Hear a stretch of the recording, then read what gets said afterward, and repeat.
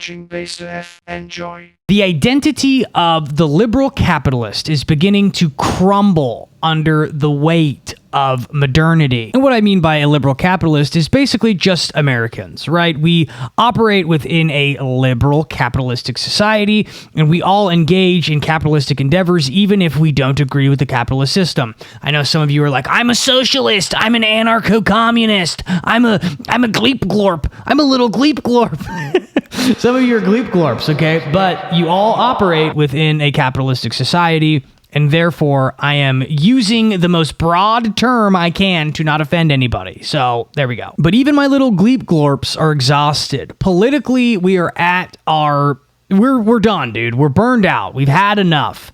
And I think that the election of Zamboni Mbamba is proof of this. Many people, when asked if they were voting for Zamboni, said that they wanted to try something new, which...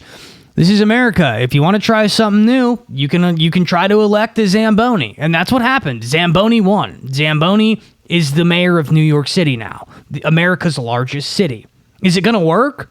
I don't know. I don't know. I don't know if it's going to work. I don't really think it's going to. I don't think he's going to raise the money. We're not talking about that. We're not talking about that. What we are going to be talking about is this political exhaustion, where it stems from and where it leads to.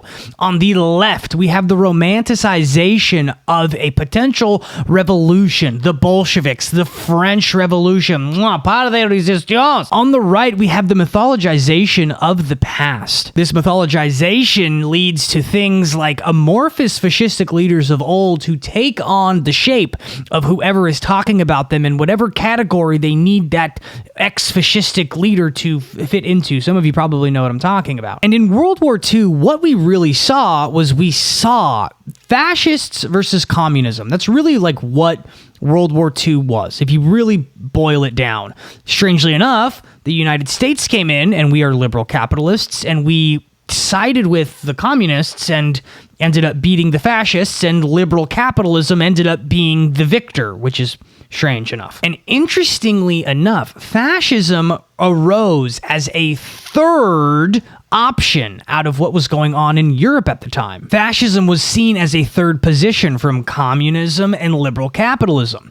And now what we're seeing is an inversion of this. The United States is at the liberal capitalist position and is splintering off in each direction when it comes to Gen Z. You have the faux Marxist communists and the faux fascists. Now, these stem from a mass sort of disconnect from contemporary reality due to the harsh nature of life, and also due to the abstractification that the internet allows for all of us to engage in. You can be in the real world while being in the orb. You don't have to be IRL. Gen Z holds the key. They really do. Gen Z is extremely important. And I think that this video is going to be something that maybe is looked at some point as sort of prophetic, because I have an uncanny ability to be correct, and I have an uncanny ability to understand things before they happen. So let's get into it, baby. So this is part one. This is romanticism and postmodern... Let's try it again. So this is part one. This is romanticism and postmodernity and the non-future of the contemporary left. The beginning of the faux Marxist era. Chapter 1. Defining the romantic faux Marxist. So I just got the knock. If you are a person that lives in their van or homeless, whatnot, you know what the knock means. But of course, there's two white men that have a fucking problem. Go fuck yourself. Hi. Did you vote for Donald Trump? Did you vote for a racist fucking dictator? So what? I'm using your parking lot to fucking sleep. What is your fucking problem? What is your fucking problem? I'm using your parking lot to fucking sleep. I'm way back there. I'm not bothering anybody. What is your problem? It's a suspicious vehicle on the property. We need to address. And you know exactly what I'm doing. I'm fucking sleeping, like most homeless people have to do now because housing is affordable, and I'm clearly disabled, which you can see on my fucking plate. Laugh about it. Did you vote for Donald Trump? Did you vote for Donald Trump? Did you in it? There you go. I bet you support ICE too. God, you're gross. I hope no one fucks you. In order to get a clear picture of what it is that I'm talking about, what I'm trying to define when it comes to the left side of this argument, is we have to characterize and understand what romanticism is. And Romanticism is a literary and intellectual movement that began in Europe in the late 18th century, and it flourished until the 19th century, characterized by its emphasis on emotion, individualism, imagination, and a love of nature. Now, this is an artistic movement. But for the sake of this argument in this sort of video essay, we have to focus on the aspects in which I'm accentuating with this term. Romanticism in this context is the emotionalization of politics, and it is the replacement of a disciplined conviction with an aesthetic, individualistic self-expression. So it is essentially the romanticized aesthetic that is being placed on the political identity of an individual. The point of being a rebel is not to have a rebellion and to change society into a utopia for this individual. The contemporary romantic rebel is doing rebellion as a feeling to be experienced and displayed, and for attention to be given to the individual through their quote-unquote rebellious acts. Now remember, Romanticism followed the Enlightenment, right? And the Enlightenment emphasized reason, science, universal truth, and progress.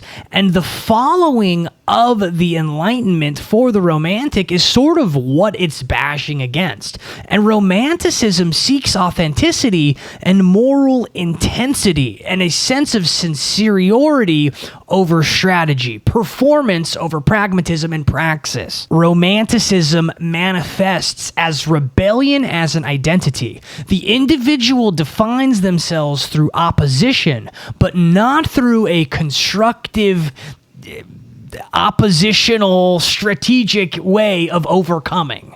It's just opposition for the sake of the aesthetic identification of opposition. It's sort of like the nose ring simplifying leftist ideologies. It's sort of like the colored pink purple hair with fucking giant eyeliner things going on as a signifier of what this person's political identity is, right? And this gets into various ideas I have on demons and other stuff, whatever, but it is also a form of suffering as virtue. It is marginalized pain manifested as outrage to give a sort of proofing and an authenticity to these people. Quiet since the day I've entered this earth, and I feel like if you're quiet when so many injustices are happening, not just here, but Palestine, Sudan, Congo, etc., then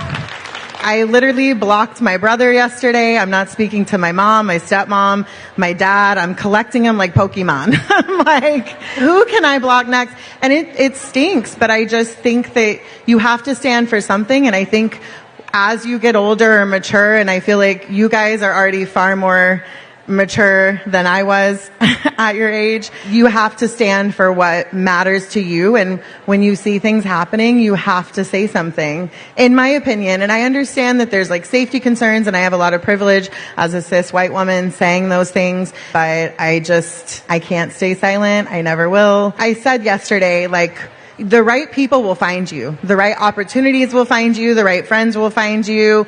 The right jobs will find you. And it's not worth a check to compromise your integrity. Yeah. Thank you for that.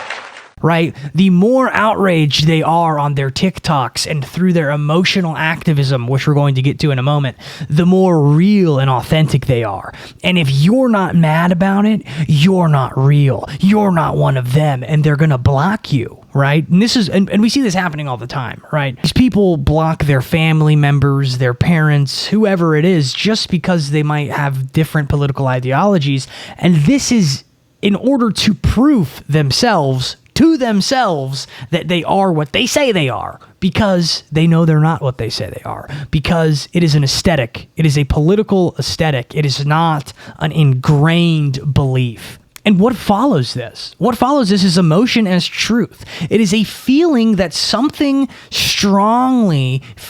something strongly becomes synonymous with being correct. The more passionate you are about the thing that you're talking about means you're right. And you can see this. I've seen so many debates with back and forths with people on the left and people on the right. And the more upset they are, the more valid they believe they are, which is not real. That's not. The more valid you are is the more correct your argumentation can be, right? And ultimately, this leads to activism as a form of content creation. And this is a curated, dramatized, over-the-top, fake broadcasting of one's political ideologies. And this is what we're going to take a look at first. But before we do, I have to sort of give the breakdown of what it is, right? Romanticism as a form of a political narcissism. That is what we have on the left. And don't worry, right? You guys are going to get it too. So this is not just for the lefties, right? But this is this idea that what was once a philosophical revolt against this sort of enlightenment, right?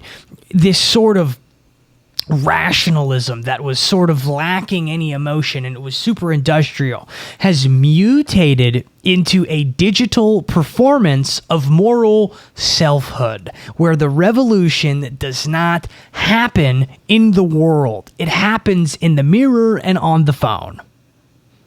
It happens in the orb. That's where the political activism goes. In the orb. We're not trying to change the world. We're trying to change our motherfucking likes because we need a couple of more reposts. We need some more likes. And frankly, I need those numbers to get up, bud. I need those numbers up. Chapter 2. The Covert Narcissism of the Faux Marxist. About their lived experiences, you're the problem. If you're offended by women saying they're afraid of men, you're the problem. If you're immediately reprimanding instead of listening and understanding, if you're offended by people's lived experiences, you're the problem. Liberal capitalism is collapsing under the weight of modernity. And the younger generations can sense this. They feel it. And what is happening as a response to being able to sense this is not trying to double down into the system. No. It is ethereally abstracting from it via the internet and coming up with these fantasy-esque tropes in order to cope with this reality and in order to confront this reality. What the left in particular is doing is they are approaching this imminent problem with a sense of aestheticized despair. This aestheticized despair has this sort of romantic idea of a revolution behind it. But this Marxism is a fashion piece. It is not praxis. It is purely performative. The internet has allowed the accessibility of Marxist ideas to proliferate in such a manner that people are saying things like we need to seize the means of production without even knowing what part of Marxist's works he actually says this in. It has democratic socialists voting for Zamboni not knowing that this is a literal quote from Marx. It is Marxist talking points wearing a donkey costume and calling itself a democratic socialist.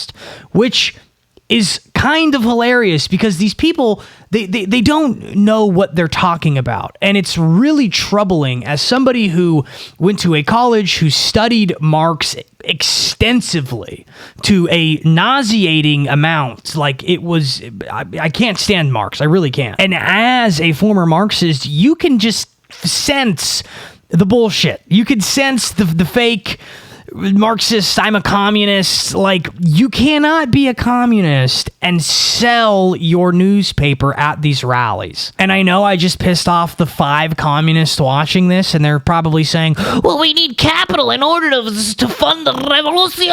But that's proving my point. That's the aesthetic rather than the praxis. The praxis is the practice, which would be to hand out your paper for free and to be a living embodiment of the ideas that you're claiming you're willing to die for. One of the best examples of this performative communist revolutionary idea is this guy named Chandler from one of Nick Shirley's ongoing series.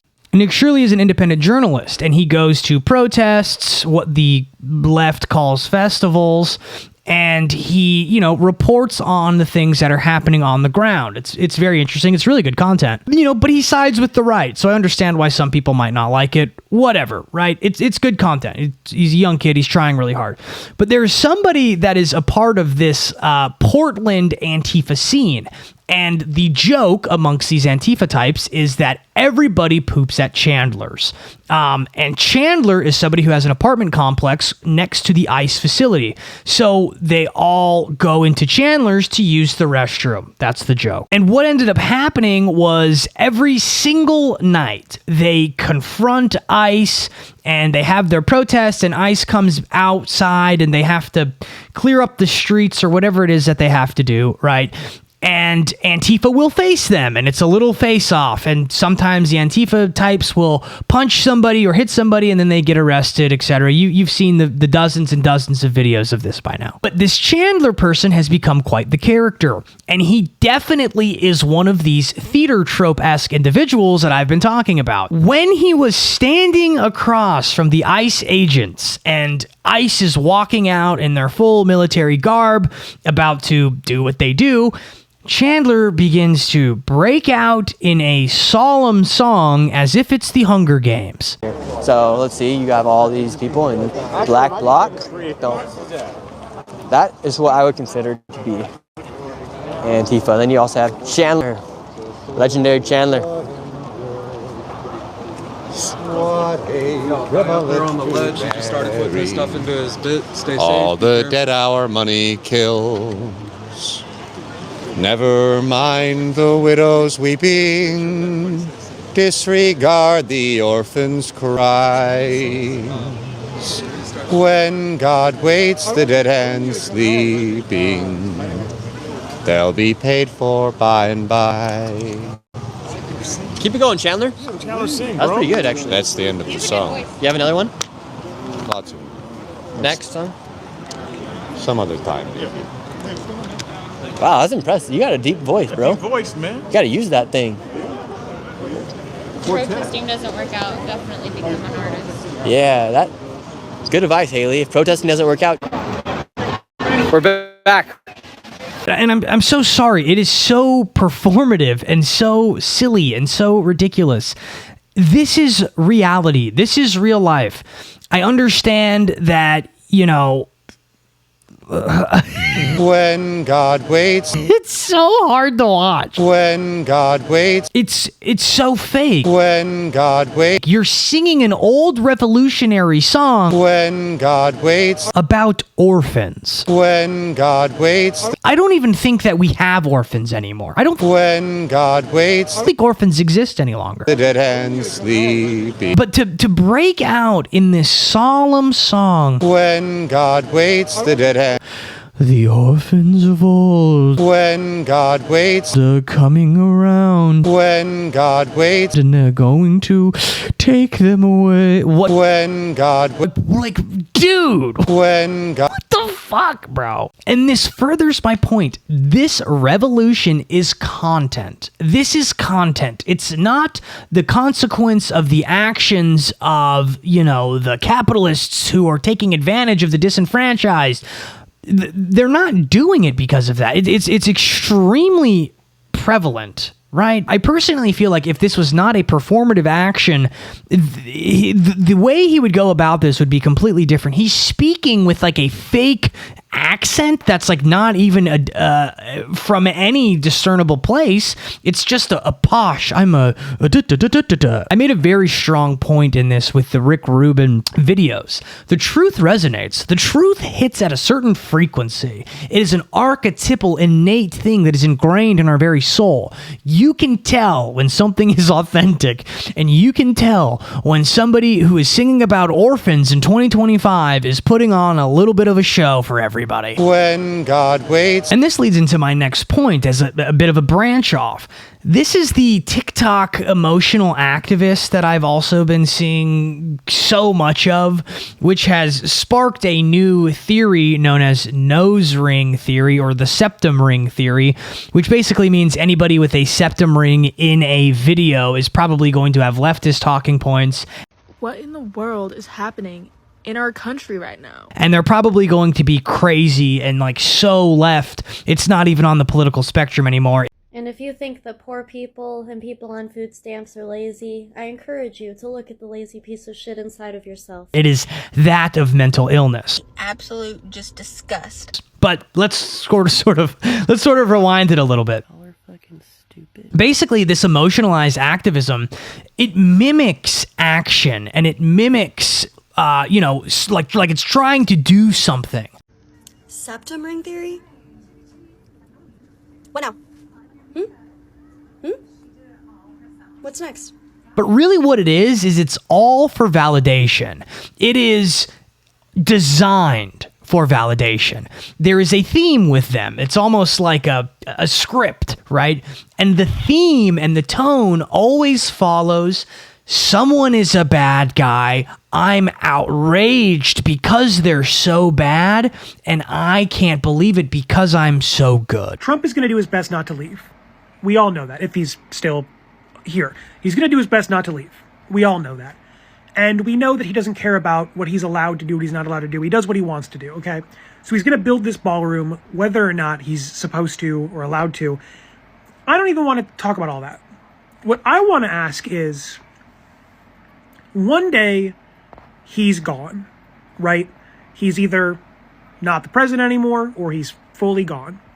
And let's say that this grand experiment we call America doesn't go up in flames after all of this, or during all of this, and we have like a next president, like a next real president, like we just go back to how things used to be prior to Trump the best we can. You're the president. What the fuck are you supposed to do with that goddamn ballroom? Now, this exploiting of the internet in order to get emotional validation for oneself through virtue signaling is really indicative and shows something much deeper going on, which is a form of covert narcissism. Covert narcissism is when someone appears to be introverted or sort of passive-aggressive, but really what they are is they are narcissists who use situations like this to manipulate others through the tactic of playing victim or using guilt trips. And this is the complete position of like most like white women liberals, honestly. Like that's what they do. They're here. They're in the orb. It is power through victimization.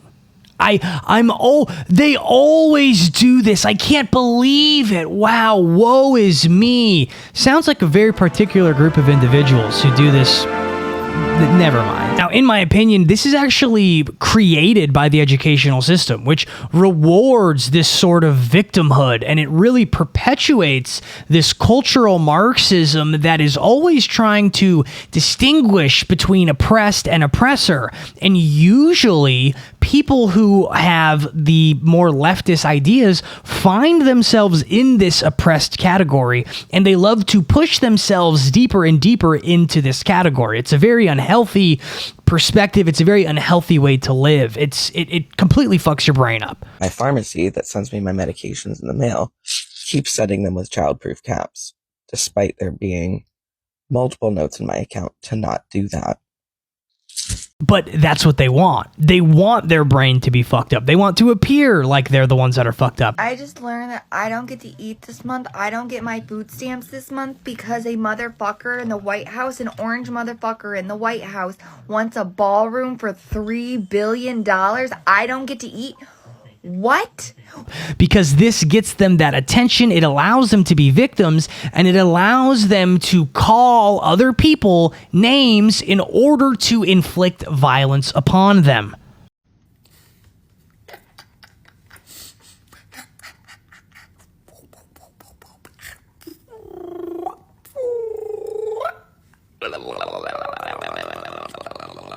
This is the tactic of the faux Marxist. They don't call people Nazis because they believe they're Nazis. They don't call people fascists because they believe they're fascists. They call them these things because that way violence can be done to them. As a woman,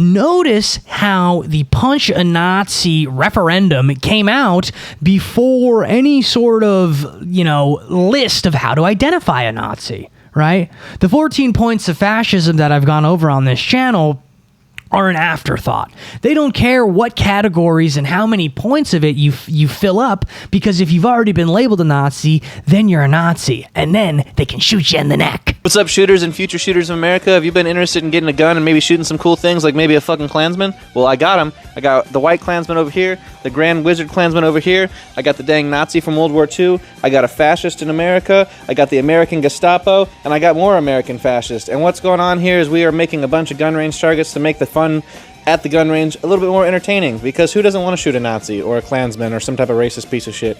That's kind of our goal right now, but just want to let you guys know that the prices are pretty simple. 5 units for 12 bucks, 10 units for 22, 20 units for 40, 25 for 50, and 30 for 55. If you like what we're doing, consider supporting us, because we want to make more gun range targets. We already have future gun range targets for something Red Cap related, and some other more Nazi or zombies and stuff like that, and maybe some other stuff that, we'll see if we put it out. Anyways, if you also like the shirt that I'm wearing, this is one that we make. We are a DIY screen printing company that happens to sell gun range targets and stickers and other cool shit.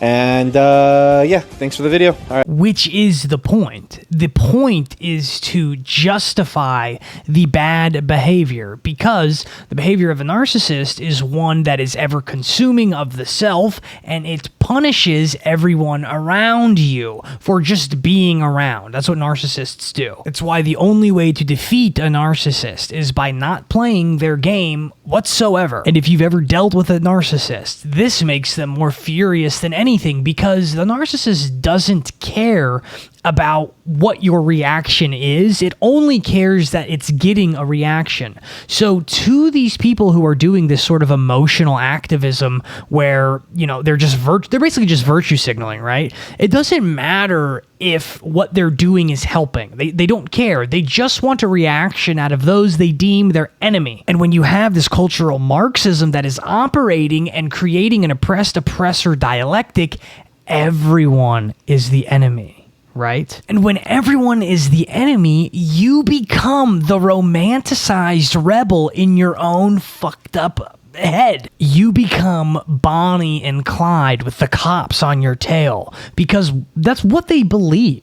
These leftists literally believe that there is the stormtroopers all around and they're gonna get you and take you somewhere bad. And that's just not reality. That's not real world. That's not the real thing. Chapter 3. The non-playable characters of the faux Marxist left. I don't have any sort of patriotism in my heart For for America. for America, but just in general. I'm not like a very, I care about people.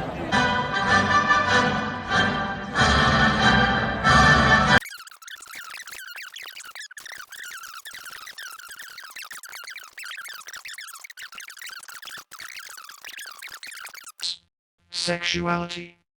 My name is Connor Gardner Weston. I'm 27 years old and live in Dayton, Ohio. I am an anti-contact, non-offending pedophile. If you aren't trying to be based, skip it. There are also some things in here that might trigger you. Just a warning. This is reality. Welcome. Discovered this event page online, and what they found was absolutely disturbing. Apparently, this camp for pedophiles was held September 19th through September 22nd of 2024. Like queer theory, Jeopardy.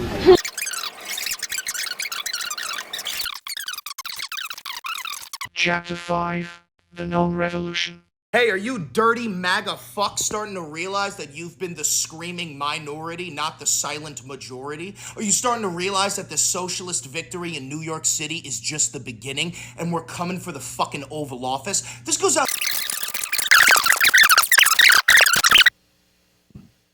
An insane amount over the next 15 years. And the 2040s are going to get very interesting. Thank you for watching.